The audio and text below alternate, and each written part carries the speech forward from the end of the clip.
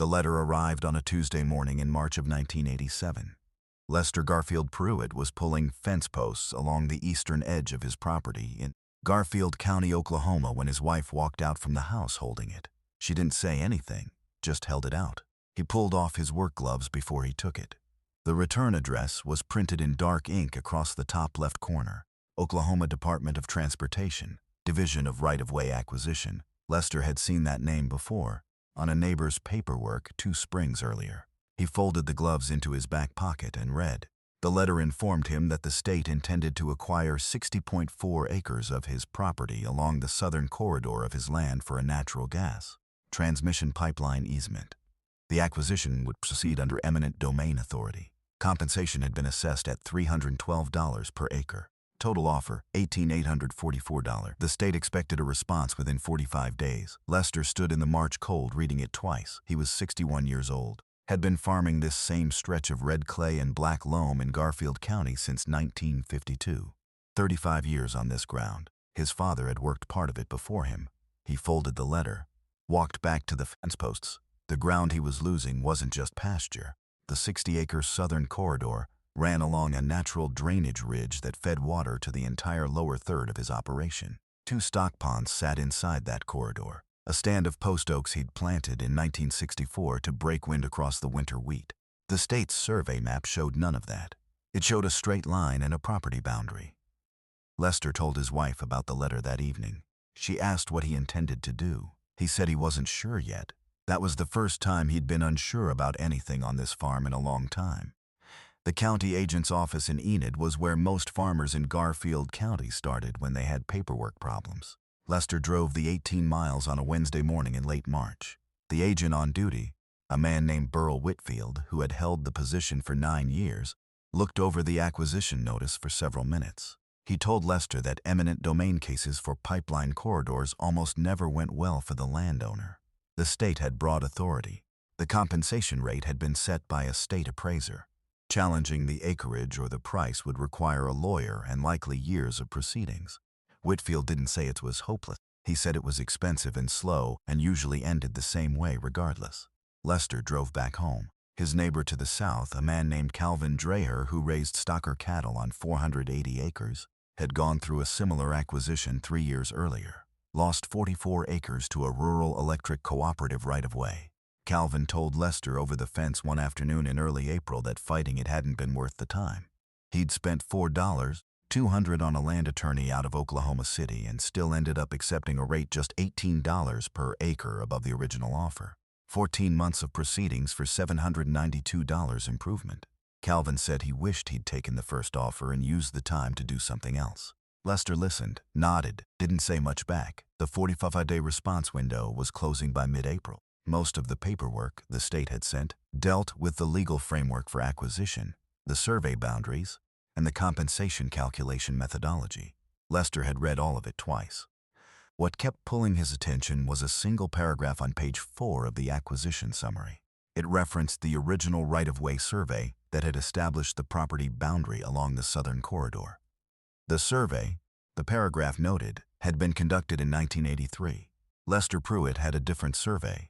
He'd found it in a cardboard box in the attic of his farmhouse the previous December, when he'd been looking for a water pump manual. The box had belonged to his father. It contained 3 documents: a deed transfer from 1952, a mineral rights record from 1948, and a hand-drawn property survey dated September of 1947, commissioned by Garfield County for a rural road improvement project that had ultimately never been built.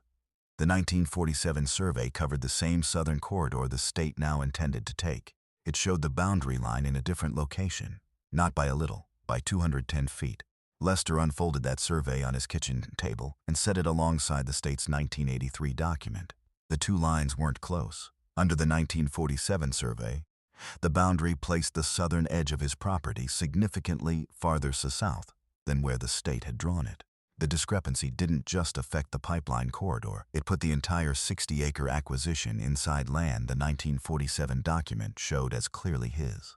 He sat with it for 2 evenings before he said anything to anyone. The attorney he eventually contacted wasn't from Oklahoma City. He was a man named Raymond D. Faulkner, who ran a two-person practice out of a brick building on Independence Avenue in Enid.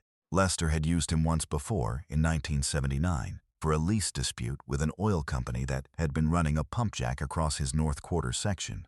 Without a current agreement, Faulkner had resolved that in 6 weeks, charged $340. Lester brought both surveys to Faulkner's office on a Thursday afternoon in late April, 4 days before the state's response deadline. He laid them side by side on the desk. Faulkner studied both documents without speaking for 11 minutes. Then he asked Lester where he'd gotten the 1947 survey. Lester told him. Faulkner asked if the document was in Lester's possession and had been found on his property. Lester confirmed it. Faulkner wrote something on a legal pad. He told Lester not to sign anything with the state yet. The question Faulkner needed answered was about which survey governed. Oklahoma land law recognized certain priority rules when surveys conflicted. In general, older recorded surveys could establish boundary conditions that later government surveys were required to acknowledge. The 1947 document had been commissioned by Garfield County itself, which meant it carried official weight. Whether it had been recorded with the county clerk's office was the critical question. Faulkner drove to the county courthouse in Enid the following Monday. He spent 3 hours in the records room. The 1947 survey had been filed with the Garfield County Clerk on October 14, 1947. It was in the record. It had never been superseded by a later official document. The 1983 state survey that formed the basis of the acquisition had been conducted without reference to the 1947 filing. Faulkner called Lester that evening. He said the situation had merit, not certainty, but merit. The state's respite deadline passed without Lester signing the acquisition agreement.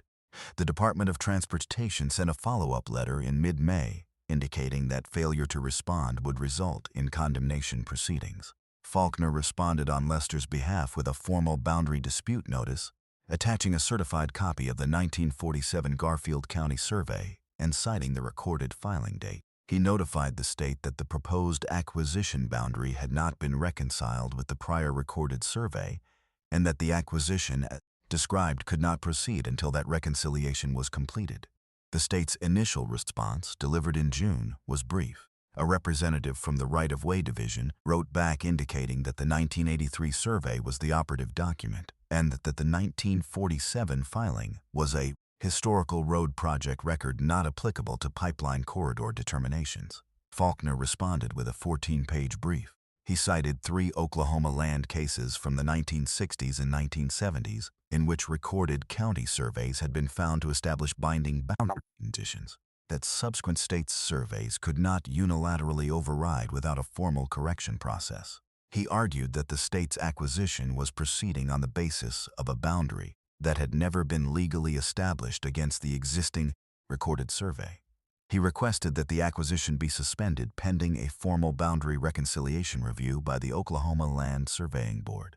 The state went quiet for 6 weeks. Lester kept farming. The winter wheat had gone in late October and would come off in June. The stock ponds in the southern corridor were full from a wet spring. The post oaks he'd planted in 1964 were throwing good shade by July. He watched the southern edge of his property the way he'd watched it for 35 years. Fence posts, drainage, cattle movement. Calvin Dreyer stopped by one afternoon in August. He'd heard something at the feed store in Kremlin. Word had gotten around that Lester was holding off the state on the pipeline easement. Calvin asked how that was going. Lester said it was going. Calvin didn't ask more. He could see the post oaks still standing.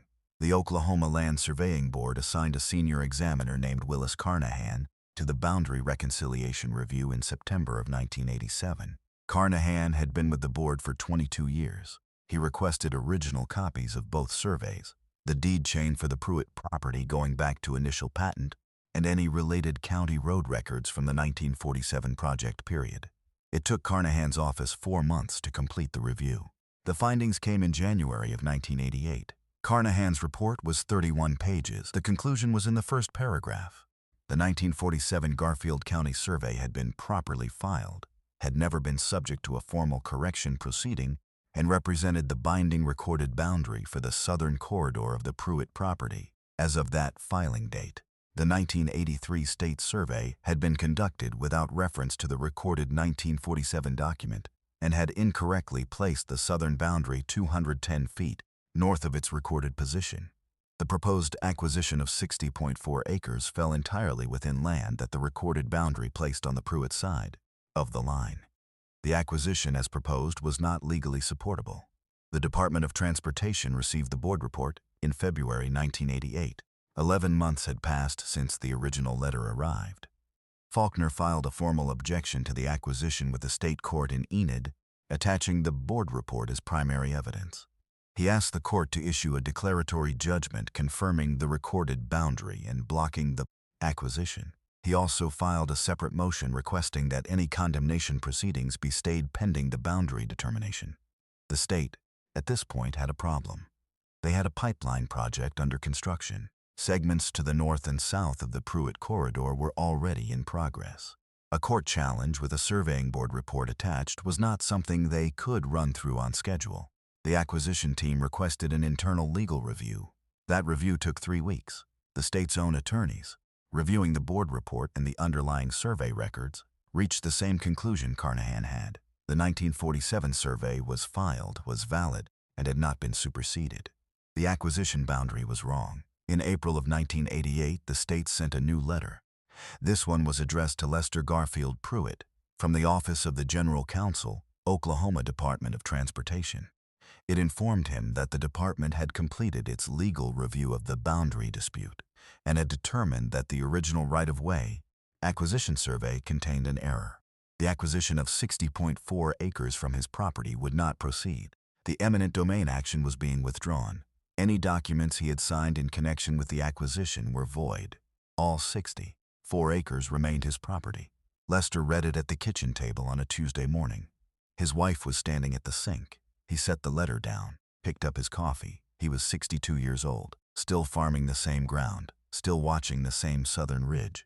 Raymond Faulkner's total billing for the case was $1,240. 11 months of work, letters researched, the brief, the court filing, the coordination with the Land Surveying Board. Lester paid it in full within 2 weeks of receiving the state's withdrawal letter. He thought it was the most straightforward $1,240 he'd ever spent. The pipeline was eventually rerouted. It went in 4 miles to the east, across a corridor with no recorded boundary disputes. The project was delayed by 9 months from its original completion date. Lester heard about the reroute from Calvin Dreyer, who had heard it from someone in Enid. Lester didn't say much about it. He had winter wheat to plant.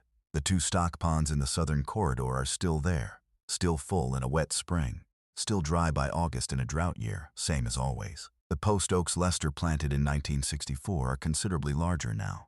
The fence line along the southern edge runs where it has always run, where the 1947 survey says it runs, 210 feet south of where the state wanted to put it. Lester Pruitt farmed Garfield County until 1999, retired at 73. His son took over the operation and has been running it since. The cardboard box from the attic is still in the farmhouse, still has 3 documents in it: the deed from 1952, the mineral rights record from 1948, and the hand-drawn survey from September of 1947 that an unknown county draftsman drew up for a road project that was never built. The son knows where the box is, keeps it on a shelf in the back room. The survey is in good condition. The paper has yellowed at the edges, but the boundary lines are still clear. Still exactly where they've always been.